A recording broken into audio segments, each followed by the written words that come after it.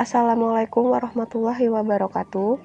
Yang terhormat, Ibu Afiatin Nisa MPD, selaku dosen pengampu mata kuliah Psikologi Pendidikan, izinkan kami dari kelompok 4 yang beranggotakan Yola Desiva, Hayun Mutmainah, Felina Serliza, Sofia Novanda, dan Dama Sintanoya untuk mempresentasikan hasil diskusi kami, yaitu tentang perbedaan dalam bakat dan cara mengenal bakat.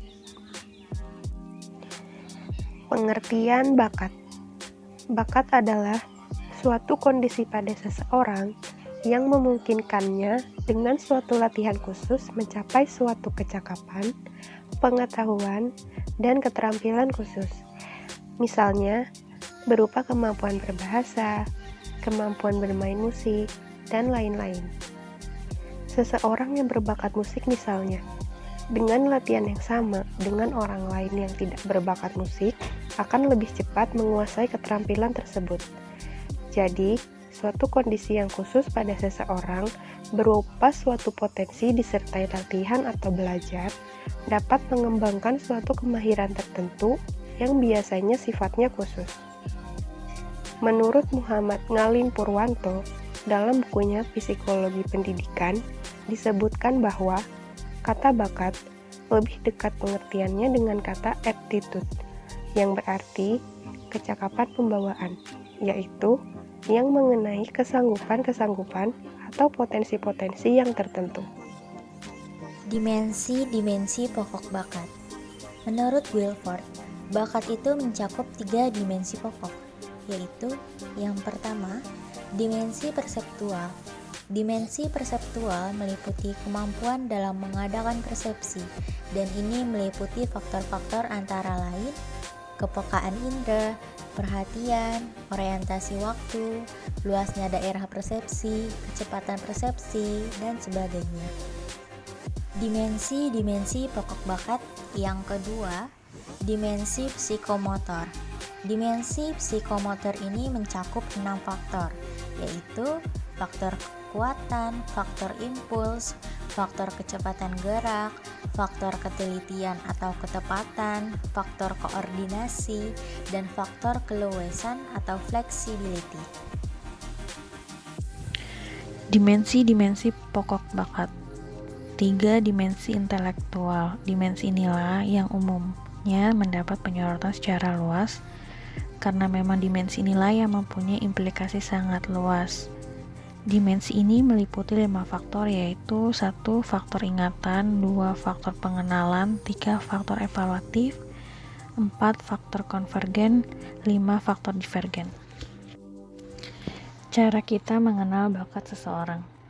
1. Melakukan analisis jabatan atau job analysis atau analisis lapangan studi yang menemukan faktor-faktor apa saja yang diperlukan supaya orang dapat berhasil dalam lapangan tersebut.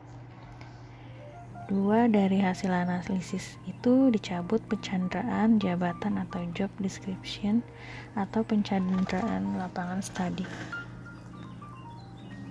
3. Dari pencanderaan jabatan atau pencanderaan lapangan studi itu diketahui persyaratan apa yang harus dipenuhi supaya individu dapat lebih berhasil dalam lapangan tersebut. 4. Dari persyaratan itu sebagai landasan disusun alat pengungkapnya atau alat pengungkap bakat yang biasanya berwujud tes. Kita mengenal bakat seseorang. Untuk memahami siswa berbakat dapat diidentifikasi dari karakteristik yang sering muncul dalam bentuk perilaku sebagai berikut. Yang pertama, belajar lebih cepat dan lebih mudah. Yang kedua, menyukai tugas dan tantangan yang kompleks. Yang ketiga, persisten dalam menyelesaikan tugas-tugas yang menjadi minatnya. Yang keempat, senang mengerjakan tugas secara independen, hanya sedikit memerlukan pengarahan. Yang kelima, suka bereksperimen, sering menemukan cara baru dalam mengerjakan tugas. Yang keenam, memiliki rasa percaya diri yang kuat. Dan yang ketujuh, lebih menyukai teman yang lebih tua usianya dan memiliki kesamaan minat. Cara mengembangkan bakat. Yang pertama, patokanlah presentasi akademis yang tinggi namun realistis buat anak. Yang kedua, tanamkanlah rasa optimis kepada mereka bahwa mereka bisa mencapainya.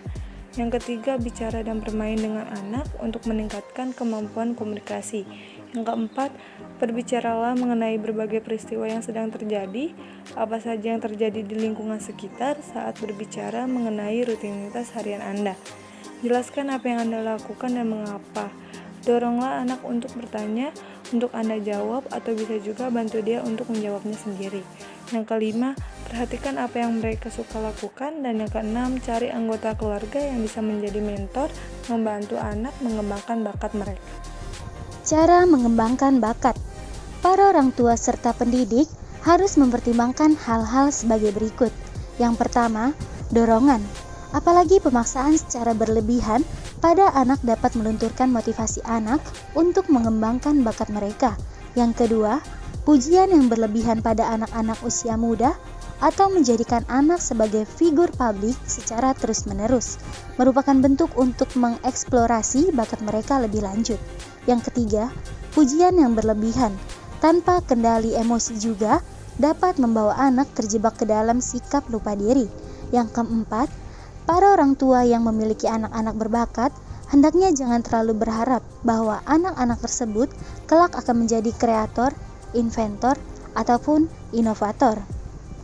Kesimpulan dari materi perbedaan dalam bakat dan cara mengenal bakat yakni berusahalah untuk kreatif dengan mencari inspirasi dari mana saja dan dari siapa saja.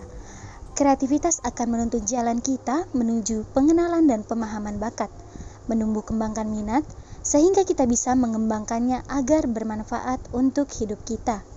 Sekian presentasi dari kelompok 4. Terima kasih.